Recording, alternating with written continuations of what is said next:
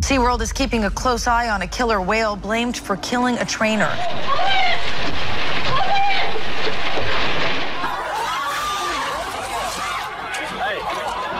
The crowd came for a show but left in stunned silence. At Loro Parque, Kato, the star orca, did the unthinkable. He attacked his trainer in a split-second burst of violence. No warning, no escape. And this wasn't the first time. It is nearly impossible to forget the horrific attack earlier this year at SeaWorld. The attack that left a trainer dead, drowned by a killer whale. Across the globe, captive orcas have turned on their trainers in shocking, unpredictable ways. What sparks these sudden, deadly outbursts? What really happened in those final, heart-pounding moments? Dive into the haunting stories of 7 orca trainers who never saw it coming. Number 7. Alexis Martinez and Kato. For most of his life, Kato had never felt the ocean. He had never chased live prey or traveled across open waters with his pod. Instead, he was raised in captivity and trained to perform in shows. At Loro Parque in Tenerife, Kato became a star attraction, drawing crowds of tourists eager to see a killer whale up close. He had even been transferred across facilities for different performances. But by 2009, something in him began to change. That year, during preparations for the park's Christmas show, Kato was in a training pool with 29-year-old Alexis Martinez. Alexis was a seasoned trainer who had spent years working with orcas. The two were familiar with each other, and their routines had always run smoothly. But on December 24th, things took a turn for the worse. At first, Kato seemed off. He missed a few of his usual moves during training, but he floated near the surface, quiet and still. Alexis stayed with him, likely sensing something was wrong but unsure how serious it would become. One of the staff members later said he noticed something unusual. Kato appeared to deliberately place himself between Alexis and the stage platform, almost as if he didn't want him to leave. When the underwater stage signal was given and Alexis started to swim away, Kato moved in. Slowly at first, but with growing pressure. Another trainer, watching from the side, tried using control signals that had always worked in the past, but Kato didn't respond. He used the tip of his snout, known as the rostrum, to forcefully push Alexis to the bottom of the pool. The situation quickly became serious. The trainer on land switched to backup signals, hoping to regain control. For a moment, it looked like Kato was calming down. He rose to the surface and took a breath. But within seconds, he dove again, this time returning with Alexis balanced on his rostrum. His mouth was closed. Then, Kato let go, and Alexis slowly sank. Panic set in. Trainers scrambled to isolate Kato. He resisted, stalling near the gate as if he was toying with it. Only after a safety net was released into the water did he move into the adjacent pool. That gave the team just enough time to recover Alexis's body from the bottom. The injuries Alexis suffered were catastrophic. Internal bleeding, multiple organ tears, compression fractures, and bite marks covered his body. There was nothing that could be done to save him. His post-mortem confirmed that he died as a result of an orca attack. What made it worse was knowing this didn't come out of nowhere. Experts had already expressed concern about the orcas at Loro Parque. The tanks created an environment that left the whales bored, frustrated, and emotionally strained. Without a strong female to guide the social structure, things among the whales became unpredictable. Kato and the others were constantly adjusting to one another, struggling to establish dominance and routine. Boredom inside the tanks became so extreme that the orcas often tore strips off the Metflex lining used for waterproofing, just to keep themselves occupied. When animals built for speed, social bonds, and miles of ocean are kept in tight, shallow tanks, their natural instincts get distorted. The pressure builds, and eventually, something cracks. The tragedy with Kato and Alexis left behind more than grief. It exposed the strain that comes from forcing powerful marine animals into confined spaces for entertainment. These creatures are intelligent, emotional, and socially complex. When we strip them of the freedom to live as they were meant to, something breaks. And sometimes that break turns deadly. Number 6. Kasatka and Ken Peters. One of the most disturbing cases of orca aggression involved a female orca named Kasatka. The incident happened at SeaWorld San Diego on November 29, 2006. What took place during that evening show left many stunned. Trainer Ken Peters was performing a routine trick called the rocket hop, where the whale propels the trainer out of the water. But instead of completing the trick, Kasatka suddenly turned and grabbed Peters by the foot. dragging him underwater. What followed was 9 minutes of sheer terror. Kasatka pulled Peters deep below the surface, holding him down. Every now and then, she brought him up just long enough for him to gasp for air before pulling him under again. This wasn't happening behind the scenes. The crowd watched in shock, and it was all caught on camera. Eventually, Peters found a brief window of escape when Kasatka loosened her grip. Other trainers quickly reacted, stretching a net between them. That barrier helped him swim away. Kasatka still tried to follow, but Peters reached safety. He survived with a broken foot and multiple puncture wounds. It could have been far worse. What made the situation even more alarming was that this was not the first time something like this had happened. Kasatka had attacked trainers before. In fact, she had targeted Peters back in 1999. So this second incident raised serious concerns, especially since both encounters involved the same whale and the same trainer. Peters later said he didn't believe Kasatka meant to kill him. He even compared the risk to getting in a car every day, knowing accidents can happen. He explained that even while being dragged underwater, he felt like she would eventually let him go. That view, however, was not shared by everyone. Many people believed that what happened was not random. If you take a massive predator from the ocean, lock it in a tank, isolate it from its natural habitat, and force it to perform tricks for years, it might snap eventually. That is exactly what some say happened between Kasatka and Peters. Experts who reviewed the footage and analyzed the situation added another layer to the explanation. Kasatka's calf had been vocalizing from another pool during the performance.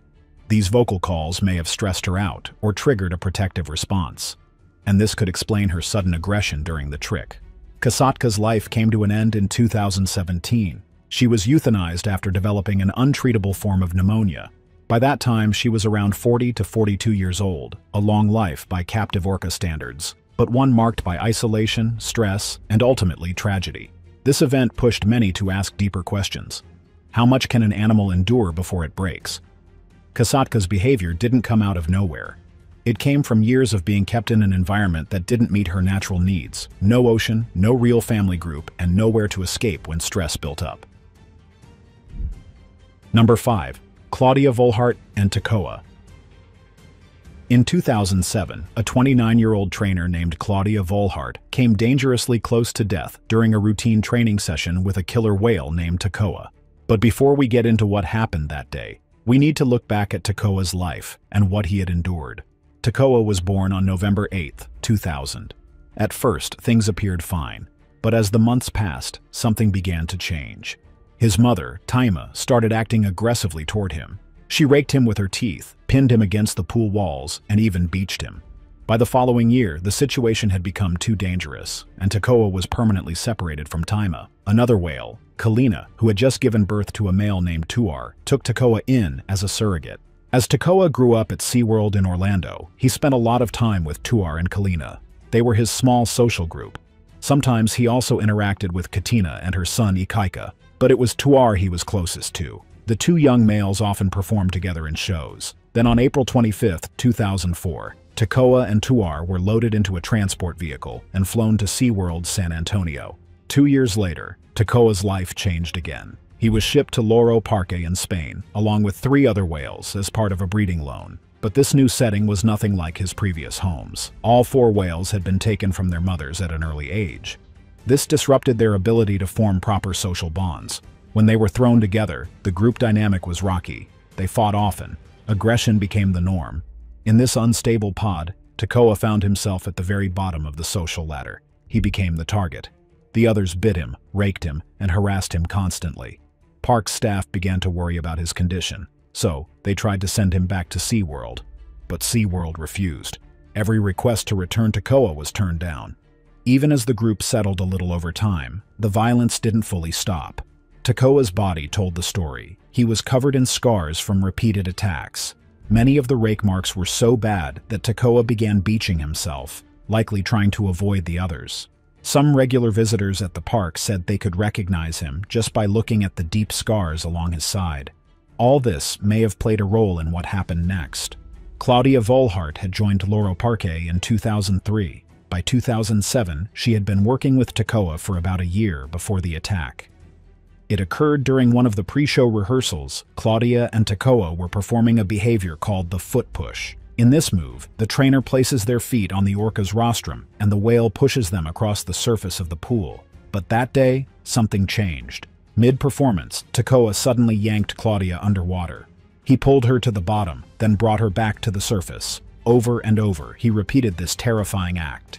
Her colleagues rushed to help and were finally able to get her out of the water. Claudia suffered serious injuries. Her forearm was broken in 2 places. She also had damage to one of her lungs. She was rushed to the hospital and stabilized. Surprisingly, she chose to return to work after recovering. But after that incident, strict new rules were introduced. Tekoa was no longer allowed to interact with any non-senior trainer. All water work involving him was shut down completely. It is easy to look at the bite or the attack and call the whale dangerous. But there is always more beneath the surface. Tekoa had been passed around from park to park, removed from his family, placed into groups with other isolated whales, and subjected to daily stress and violence. His environment was not natural. It was controlled, restricted, and often brutal. When we look at Tekoa's journey, the scars on his body, and the choices made by humans around him, it becomes clear. This is not just about a whale snapping. It's about what happens when wild creatures are kept in spaces they were never meant to live in. Number 4. Annette Eckes and Shamu. Not every stunt goes according to plan, especially when the star performer weighs several tons and has rows of teeth designed for hunting. On April 20th, 1971, SeaWorld's public relations secretary Annette Eckes was asked to take part in a publicity stunt. The plan was simple. She would ride a killer whale named Shamu across the water while wearing a bikini. Cameras were rolling, the crowd was watching, and everything appeared to go as expected at first. For a few moments, Eckes balanced on the orca's back without issue. But just as the ride was coming to an end, something shifted. Without warning, Shamu tossed her off. Before anyone could react, the whale had clamped down on Eckes' leg and refused to let go. The peaceful atmosphere vanished. Screams filled the air as Shamu dragged her around the tank, locked tightly in his grip. Divers jumped in, armed with metal poles, trying to force the whale to release her. But there was hesitation. One wrong move, one tug too hard, and they feared the orca's powerful teeth could rip her flesh apart. It took a lot of effort, but eventually they pried open Shamu's jaws. Eckes was rushed out of the water and immediately collapsed from shock. Bloodied, injured, and traumatized, she was quickly taken to the hospital. Her wounds were deep and severe. It required 25 stitches. She later sued SeaWorld for the incident, hoping to hold them accountable. But although a court initially ruled in her favor, the monetary compensation she received was overturned on appeal. This attack added to the growing concern over keeping massive wild animals in enclosed tanks. When an animal built for the ocean is forced to live in a limited space and interact with people for entertainment, the results can be unpredictable and sometimes violent. Number 3. Shuka attacks trainer. In 2012, a packed audience at Six Flags Discovery Kingdom witnessed something they didn't expect. A 19-year-old captive-born orca named Shuka, performing during a show, suddenly turned aggressive. At first, everything appeared routine. But then, without warning, Shuka lunged onto the stage area, her body crashing toward the trainer in a sudden burst of movement. The force of the impact lifted the trainer into the air. In a quick follow-up, she shoved the trainer into the water. The show was immediately shut down, leaving the crowd confused and concerned. This marked the first time Shuka had been filmed acting aggressively toward a trainer in front of spectators.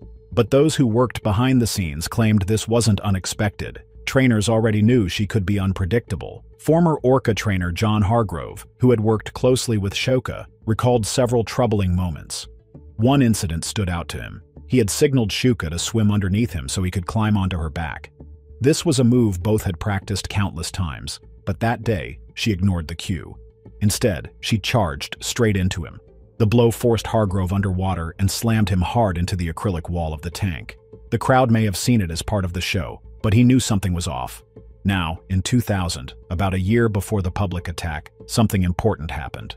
Shuka lost her tank companion. A male bottlenose dolphin named Merlin was removed from her enclosure. After that, Shuka was left alone. Orcas in the wild do not live this way. They depend on constant interaction with others. The Animal Welfare Act actually requires that highly social animals like orcas should not be held alone. Yet for months, Shuka lived in complete isolation. Experts have noted that orcas who are kept alone often grow more aggressive. Some even begin showing abnormal behaviors or mental distress. What happened with Shuka isn't just a rare case of an animal acting out. It reflects what years of unnatural living conditions can lead to.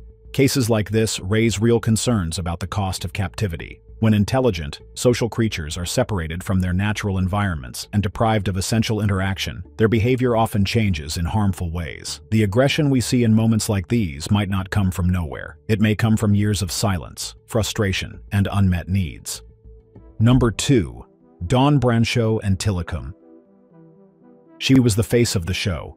Dawn Brancheau wasn't just a trainer at SeaWorld Orlando, she was the one people came to see. Visitors watched in awe as she performed alongside massive killer whales, which flipped through the air with confidence and grace. To the audience, it looked like a perfect relationship between human and animal. But behind the scenes, a much darker reality was unfolding. Dawn Brancheau had always dreamed of working with marine animals. She studied psychology and animal behavior in university. After graduation, she spent time working with dolphins in New Jersey. This helped her gain a much-needed experience before she landed her dream job at SeaWorld. Just 2 years in, she became a killer whale trainer. She did not just train the animals, she worked hard to stay physically fit. The demands of swimming and performing with such massive creatures required full body strength and stamina. Dawn quickly became one of SeaWorld's most recognized trainers. She was known for her passion and calm energy. Her face appeared on billboards and park advertisements, and it was often alongside the orcas she worked with. One of those orcas was Tilikum, a giant male killer whale that had been in captivity for over 3 decades. At over 12,000 pounds, he was the largest orca at the park. Dawn and Tilikum had formed a bond over the years. Those around her said she trusted him deeply and treated him with patience and care. But even she understood the risks. Years before her death, she had spoken about the dangers that come with working so closely with such powerful animals. On February 24, 2010, just after a noon show had ended, Dawn was interacting with Tilikum near the edge of the pool. Visitors at the Dean with Shamu experience were still seated nearby watching as she laid beside him with her face close to his. Without warning, he grabbed her. Some initially believed he pulled her in by her ponytail, but later reports suggested he had taken hold of her shoulder. Either way, she was suddenly underwater with a killer whale that no longer seemed willing to listen. What followed was horrific. The attack was not quick. It went on for nearly an hour. Tilikum tossed and dragged her violently. Trainers tried using nets, food, and commands to get him to release her, but nothing worked. He refused to let her go. When the staff finally managed to move him into a separate medical pool, he released her body, but by then, it was far too late. The damage done to Dawn was beyond what anyone could have expected. Her arm had been torn off, her scalp was removed. The medical examiner found broken ribs, a shattered jaw, and a severed spinal cord. The final cause of death was a combination of blunt force trauma and drowning. For 45 minutes, Tilikum had kept her lifeless body with him in the water. After the attack, Tilikum was separated from public performances. He spent most of his days isolated, often floating alone in a back pool, rarely active. He remained like this until his death in January 2017. Dawn's death wasn't the first involving Tilikum, and it wouldn't be the last time people questioned the impact of captivity on animal behavior. If someone kept you locked up for life and forced you to entertain strangers for food, your mental state would break down too. And for orcas, that breaking point can be explosive. Dawn's death, however, forced a change. SeaWorld eventually decided to end its captive breeding program for orcas, but for many, that decision came far too late. Number 1. Captive Tilikum's tragic path. Long before the tragic event that took Dawn Brancheau's life, there were warnings. Warnings that came in the form of aggression, broken routines, and unexplained behaviors. But to understand things better, we first need to go back to where it all began to place thousands of miles away from the tanks of SeaWorld. In 1983, a young Tilikum was taken from the cold waters off Iceland. He was only 2 years old. Torn from his pod and placed in a concrete holding tank in Hafnarfjordur Marine Zoo, the orca had nowhere to go. For months, he remained trapped in this bare, confined space. The tank didn't give him room to swim properly, and as he grew, his ability to move freely only got worse. Then came the transfer to Sealand of the Pacific in British Columbia in 1984. At first glance, it seemed like a step up, but things quickly turned sour. Tilikum was placed in a pool with 2 older female orcas, Haida II and Nootka IV. The tank was only 26 feet wide, and tension built up fast. The 2 females didn't accept him. Instead, they bullied him constantly. They raked their teeth across his skin and left him injured. This stressful environment led to health problems, including stomach ulcers. He had to be moved to a separate medical tank to recover, but the emotional scars didn't fade. Then came February 1991. A part-time trainer named Kelty Byrne, who was also studying marine biology, slipped and fell into the orca tank. What happened next was horrifying. Witnesses say Tilikum and the two females swam straight toward her. She tried to get away, surfacing 3 times, reaching for help, grabbing the edge of the pool, but each time, the orcas pulled her back under. Staff threw her a life ring, but the orcas blocked her from grabbing it. To them, she seemed like an object to be controlled, tossed, and dragged around. It went on for about 10 minutes, until she was finally gone. Her body was only recovered several hours later. Steve Huxter, head of animal training at the time, admitted the whales had never behaved that way before. He said it was like they were overly stimulated. Sealand never recovered from what happened. 18 months later, it shut down. Tilikum and the other orcas were sent to SeaWorld Orlando. Many hoped the change would bring improvement, but the cycle continued.